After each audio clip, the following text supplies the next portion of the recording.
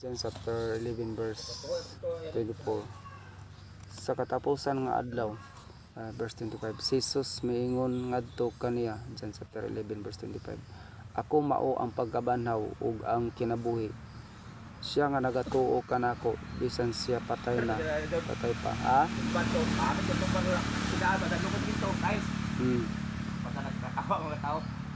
Apan siya mabuhi.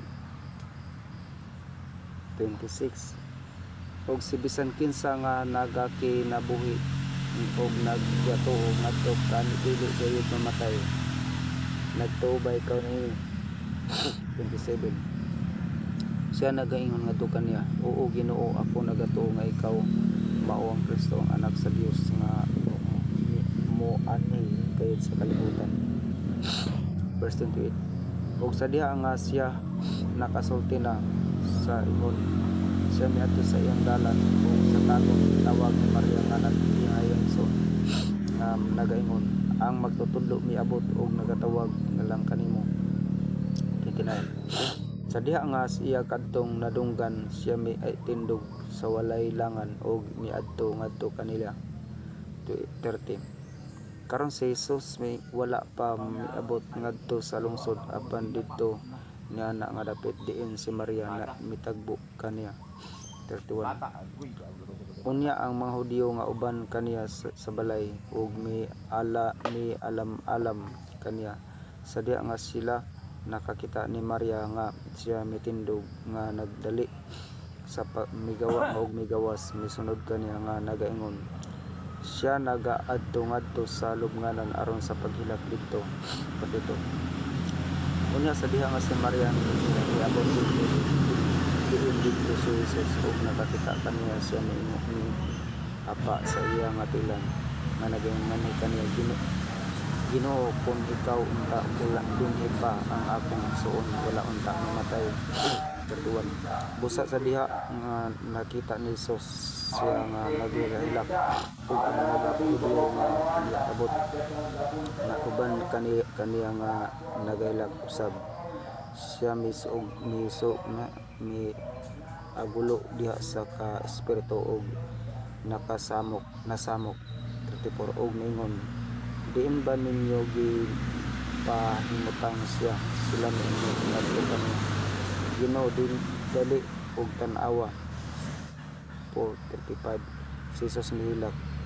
36. Unya mingon ang mga Hudiyo, tan-awa giunsa niya sa paghigugma siya.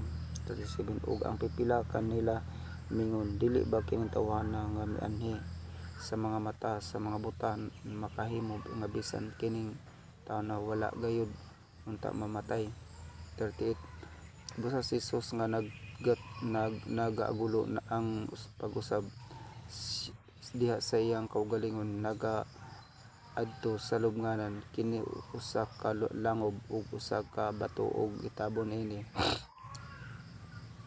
39. Si Jesus mingon, kuhaan ninyo ang bato. Si Maria ang babaeng isuon niya nga namatay nagaingon ngadto kaniya, Ginoo, niining panahona siya na ni maho na kay siya patay na sulod sa 4 kaadlaw.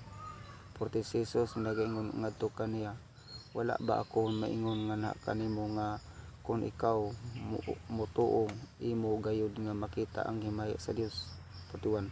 Unya sila mikuha sa bato gikan sa dapit diin ang patay gipahimutang, og si Jesus mihat sa iyang mga mata og mingon, Amahan, ako nagpasalamat kanimo nga ikaw naminaw kanako. 42. Og ako nasayod nga ikaw nagpaminaw kanako sa kanunay. Apan tungod sa katawhan nga nagtindog sa duol, ako miingon niini aron sila makatuo nga ikaw mipadala kanako. 43. Ug sa diha nga siya misulti na sa ingon, siya misinggit uban sa makusog nga tingog, Lazaro, gawas. 44. Og siya nga namatay migawas nga ginapos ang kamot ug tiil pinaagi sa panglubong nga mga panapton ug ang iyang naong gibugkusan og panyo. Si Jesus nagaingon ngadto kaniya, kanila badbari siya og tuguti siya nga mulakaw. 45 unya daghan sa mga Hudiyo nga miadtud ngadto ni Maria og nakakita sa mga butang nga gihimo ni Jesus nga nagtuo kaniya. 46 apan ang pipila kanila miadto sa ilang mga dalan ngadto sa mga Pariseo ug misulti kanila unsa ang mga butang nga gihimo ni Jesus. 47 unya may gitigom sa paglubong ang unya